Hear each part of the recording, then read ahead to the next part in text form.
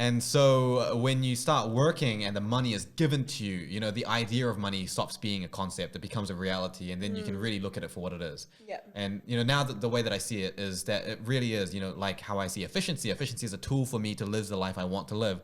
Money is similarly just a tool to live the life I want to live. Is the stress management, as is the hobbies I take, the decisions that I make, the behaviors that I have, the people I choose to engage with. All of these things just become tools and ways in which I want to live my life the way that I want to live, and, you know, have that kind of experience. Yeah. So therefore it made a lot of sense. It was a very rational thought to leave medicine. And a lot of people that I know that have left medicine, of which I know many, share that same kind of idea that the money is not worth it. It's more about the alignment.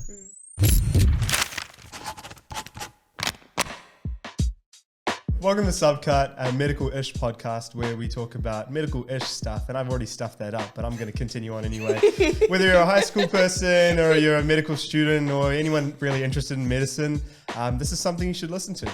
I'm Neil, I'm a fourth year medical student. I'm Emma, I'm a third year physiotherapy student. And I'm Justin, I used to be a doctor, and good intro. Good intro. My first time. Okay, and today we'll be talking a bit about something very interesting. We mentioned it before, and it's generally about Justin's 1 year post leaving medicine. Yeah. And what his journey's sort of just been like with that. We've got some And we first have to start off with a very good question, actually, because I feel like no one, including myself, doesn't actually know the answer in like a nice, concise way. So, Justin, why did you leave medicine?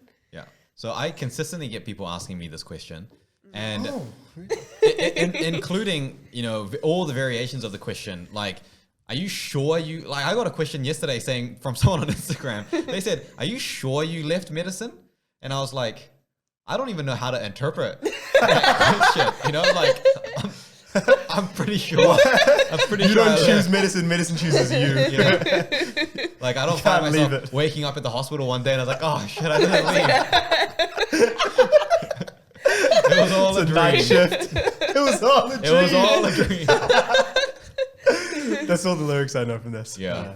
Cut that out. Everyone's going to give us hate if we have that. I don't know the rest of the Biggie lyrics. Yeah. Anyway, yeah, so I did leave. I did leave medicine, and when I left, it wasn't a leaving as like a permanent sort of thing. It was like I know that right now I don't want to be doing this. I want to be doing something else, and that aligns more with me.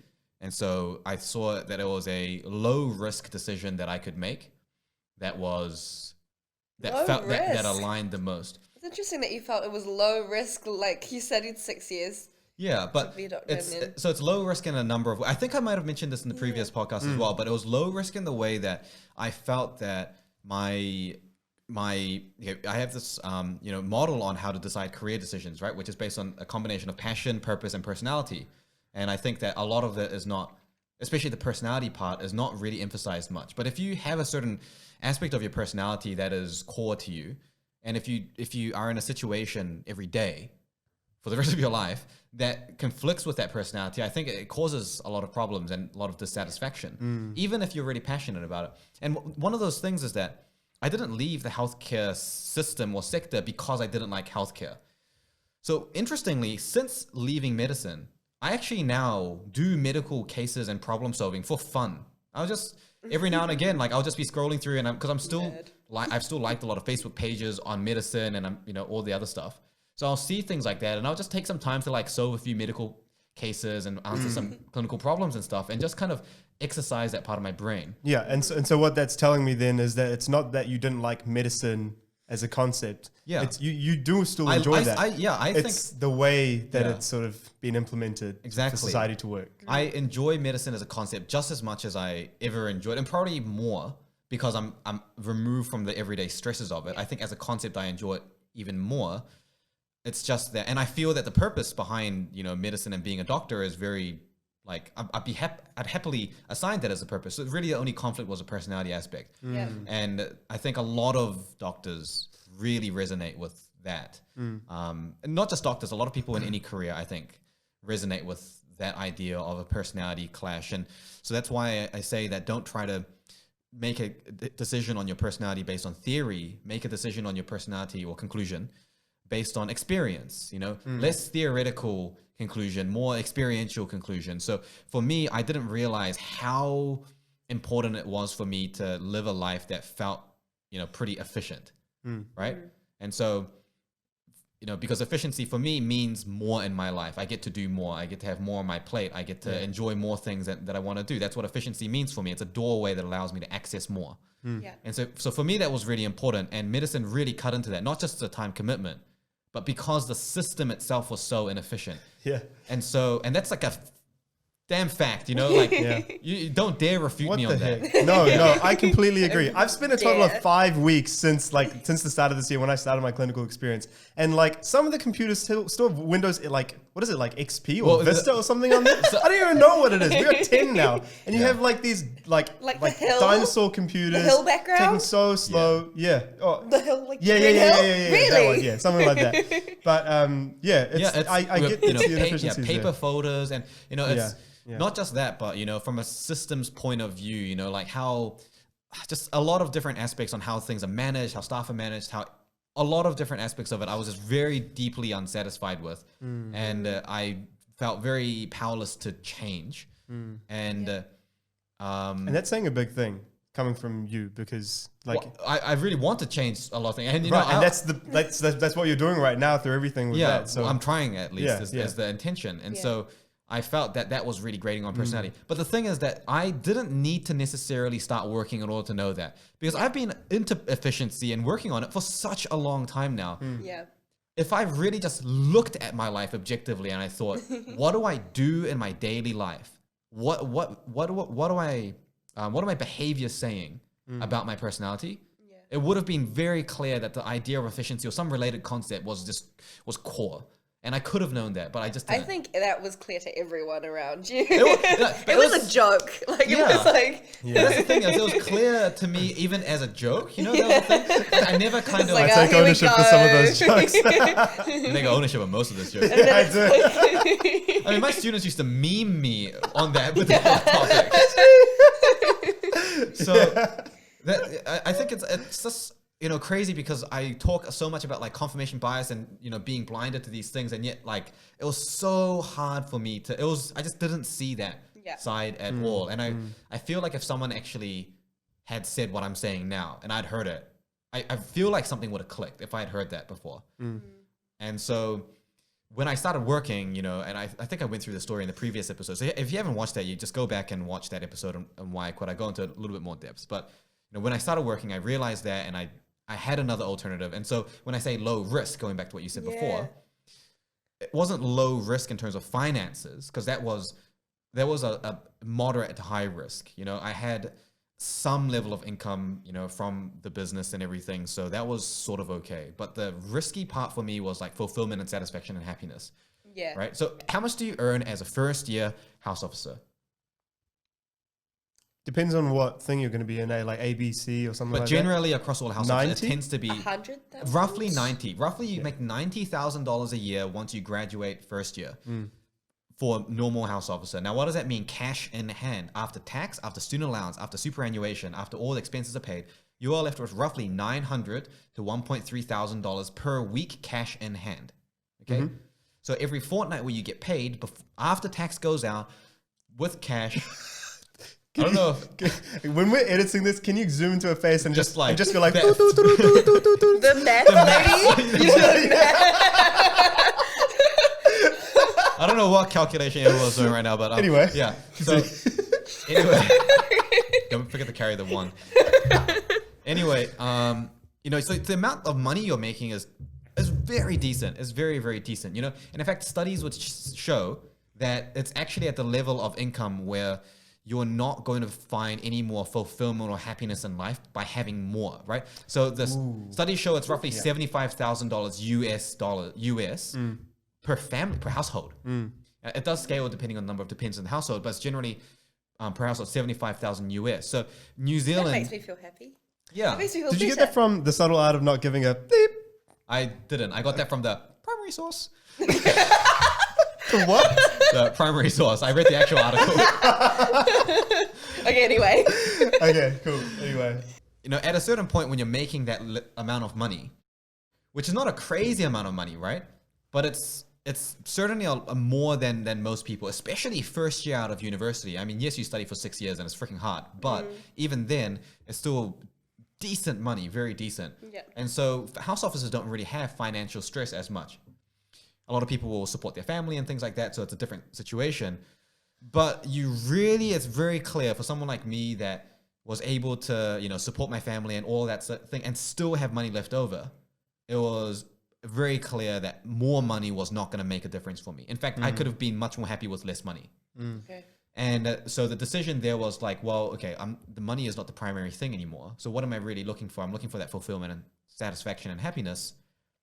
I feel it's very risky to stay in this career for me to find that. And if I do find it, I feel like I have just as much of a chance of finding it at least in something that fits both my purpose and passion and personality, which for me is more in education and maybe medicine as a concept, but in the educational space, which is obviously where I do a lot of my work now. Yeah. Sure. So that was actually really insightful because when I asked you like low risk, like I don't know if it's just me because I care about money, but like the first thing that came to my mind when you said low risk, I was like, really? Like I just thought about finances. I didn't even think about like the emotional and satisfaction side of it. Yeah. So, and I think that's what most job security is based on. Yeah. They say job security is based on, the financial, but there's a certain threshold, and once it's met, it's fine. And like, look, totally honestly, to make money, to make enough money to be financially okay, if you have a job, even if that job is only paying you, let's say 40, 50,000, okay, and you're below this sort of thing, you can do more to make more money. You can leverage skills. We're living in a time right now where it's so easy to leverage easier skills. than ever. Yeah. You know how to take some photos. You can do some cheap freelance photography. Or there's so many things that you can actually do to make that extra money. yeah. And on the note of actually making money itself, like what's the ultimate aim of making money? Exactly. It's not, I know it's not. And well, Tony Robbins knows as well, because you should read his book. It's a really good book that I'm reading right now, which is where I'm getting this from. Prime source. Anyway, but like the purpose of making the money isn't to count the number of zeros at the end of the bank account. It's the feeling and the emotion that's entailed with having the sort of security that's there, or the freedom to do other things, or the opportunity to do more stuff.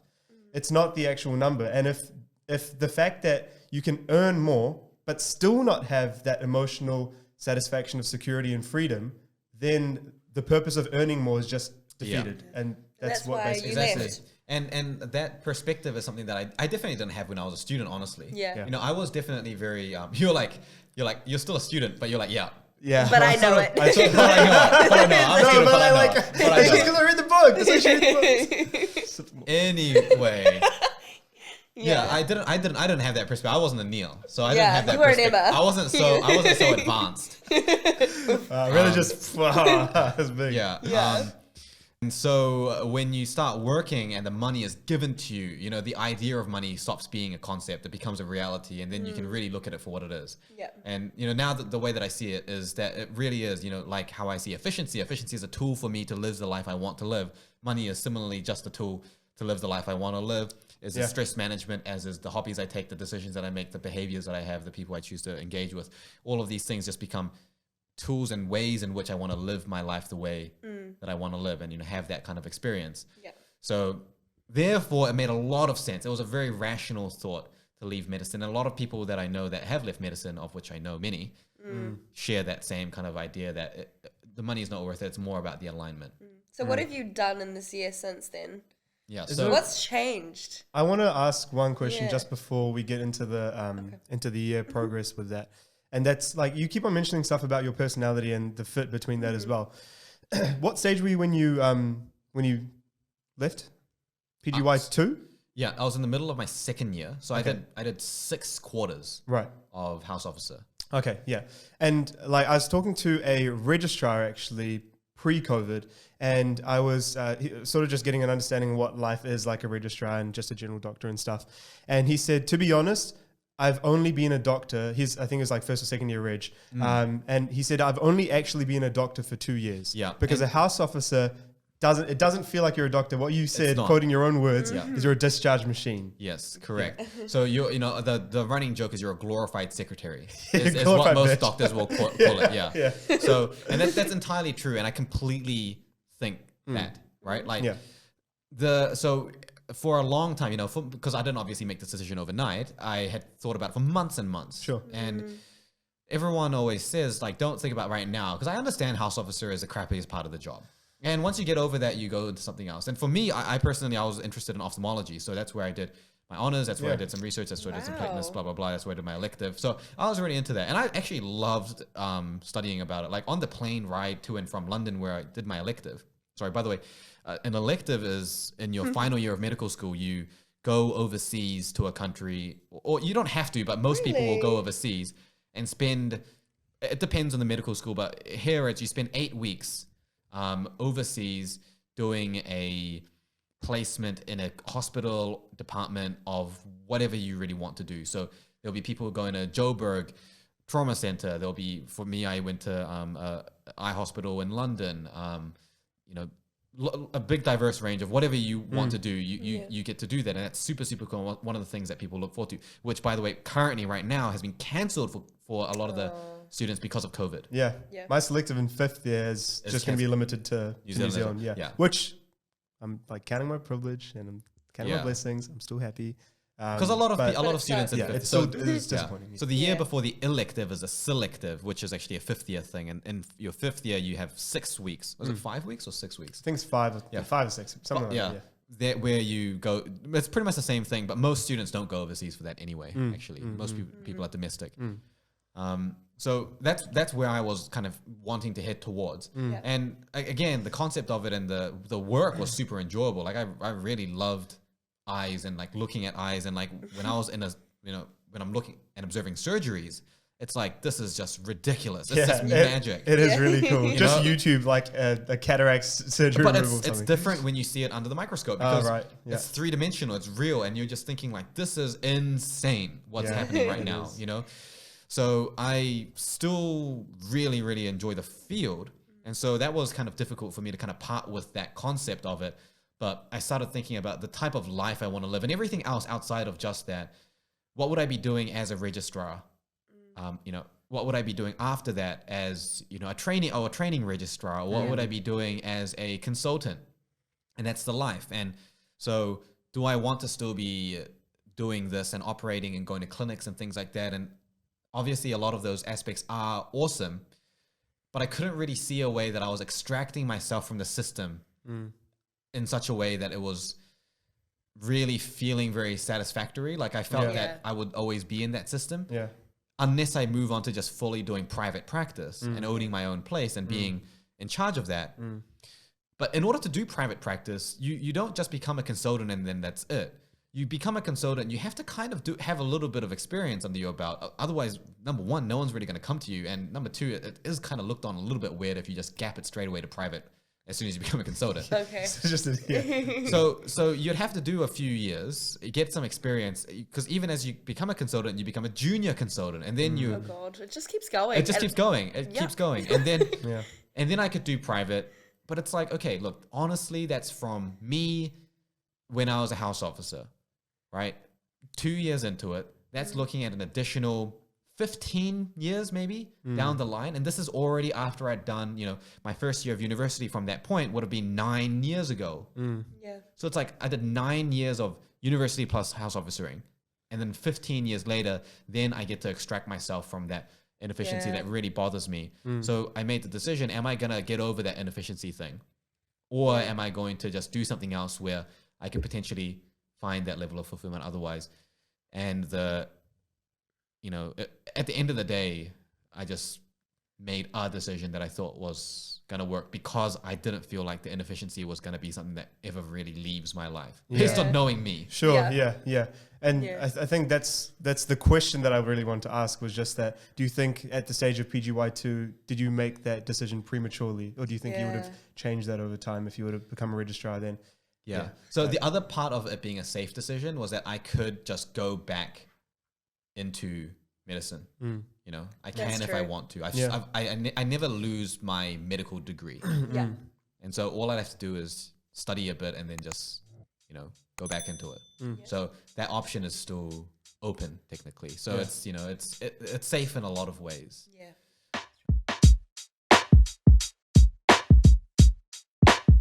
Thanks for tuning in to Subcut. If you guys have any suggestions for content, please make sure you send it through. You can get in touch and follow us on Facebook, Instagram, and YouTube, or find us on our website at jttmid.com/subcut. Subcut is a podcast brought to you by JTT. If you or anyone you know is interested in a career in medicine, make sure to get in touch and check us out at jttmid.com.